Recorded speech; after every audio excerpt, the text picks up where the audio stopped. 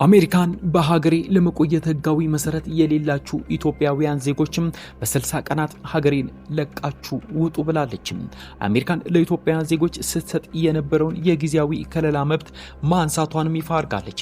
ታዲያ የአሜሪካን የሀገር ውስጥ ደህንነት ቢሮ ኃላፊ ክሪስቲ ኖኤማ ለኢትዮጵያ ተሰጥቶ የነበረው የጊዜያዊ ከለላ መብት መነሳቱን በይፋ አስታውቀዋል። አሜሪካን በጦርነት በተፈጥሮ አደጋ ወይም በሌሎች ምክንያት ወደ ሀገራቸው መመለስ ለማይችሉ ዜጎች ጊዜያዊ ከለላ ወይም ቴምፖራሪ ፕሮቴክትድ ስታተስ ተሰጥ የነበረም ሲሆን ኢትዮጵያም የዚህ መብት ተጠቃሚ ነበረች። ታዲያ አሜሪካን ከ1990ዎቹ ጀምሮ በሀገሯ የሚኖሩ የሌሎች ሀገር ዜጎችም ጦርነትን ጨምሮ በአንዳንድ ምክንያቶች ወደ መጡበት ሀገር መመለስ ለማይችሉ ሰዎች ይህንን ከለላ መብት ተሰጥም ነበር።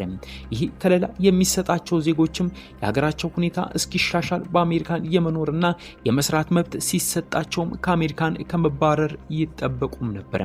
ታዲያ አሜሪካን በኢትዮጵያ ያለው ሁኔታ ወደ ኢትዮጵያ የሚመለሱ ግለሰቦች ደህንነት ላይ ስጋት አይፈጥርም ያለችም ሲሆን በዚህ የተነሳ ይህም ከለላ መነሳቷን አስታውቃለች። አሜሪካን ሌሎች በአሜሪካ ለመቆየት ህጋዊ መሰረት ካላቸው ኢትዮጵያውያን ውጪ የኢትዮጵያ ዜጎች በ60 ቀናት ከሀገሯ እንዲወጡ ማሳስባለች። ቀድሞ ከአሜሪካ ለሚወጡ የትኬት ወጪያቸው እንደሚሸፈን $1000 ጉርሻ እንደሚሰጥና ለወደፊት ህጋዊ የኢሚግሬሽን እድል እንደሚኖራቸውም ገልጻለች። ከፈረንጆቹ የካቲት 13 በኋላ ከለላው እንደሚያበቃ ገልጻ ያለ ከለላው በአሜሪካን የሚኖሩ ኢትዮጵያውያን ዜጋ እንደምታስርና ከሀገሯ እንደምታባረር ማስጠንቀቃለች። አሜሪካን ከሳምንታት በፊት ተመሳሳይ ከለላ የነበራቸውን የደቡብ ሱዳን ዜጎችን መብት ማንሳቷም ይታወሳል።